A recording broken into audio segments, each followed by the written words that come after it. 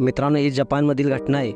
पती पत्नी दोघेही गाढ झोपेत असताना 7.5 रिश्टर स्केलचा भूकंप येतो। बेड इकडे तिकडे सरकू लागतो। हे पाहून पती दचकन जागा होतो।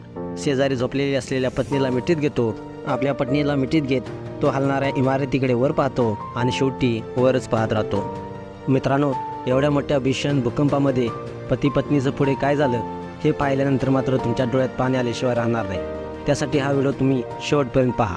मित्रांनो, विनाशकारी भूकंप हा जपानमध्ये आता आपण पाहिला। भूकंपामध्ये कित्येक लोकांचा बळी गेला, कित्येक लोकांचं जनजीवन हे विस्कळीत होऊन गेलं। मात्र तिथे एक असा एक व्हिडिओ सोशल मीडियावरती प्रचंड व्हायरल झाला। तो पाहिल्यानंतर मात्र खरोखरच आपण त्या जोडप्याचं कौतुक केल्याशिवाय राहणार नाही। मित्रांनो, तुम्ही या व्हिडिओमध्ये पाहताय की हे जोडपं झोपलं असताना अचानकच जपानमधील हे प्रकार आहे।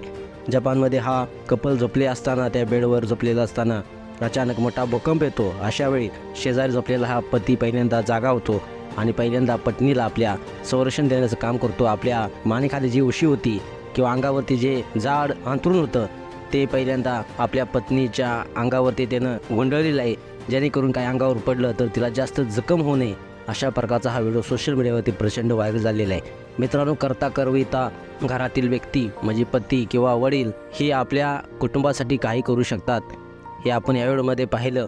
मित्रांनो, खरोखरच त्या पतीचं जितकं कौतुक कराल तितकं कमी।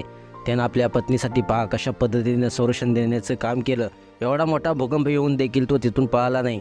आपल्या पत्नीच्या संरक्षणासाठी आपल्या पत्नीला मिठीत घेतलेलं आहे आणि त्या मिठीमध्ये अगदी सुरक्षितपणे तिला जपण्याचं काम केलेलं आहे। असा हा व्हिडिओ सोशल मीडियावरती प्रचंड व्हायरल होत आहे। मित्रांनो, तुम्हाला हा व्हिडिओ कसा वाटला नक्कीच कमेंट्स करा आणि एस स्पोर्ट चॅनलला सबस्क्राईब करा। धन्यवाद।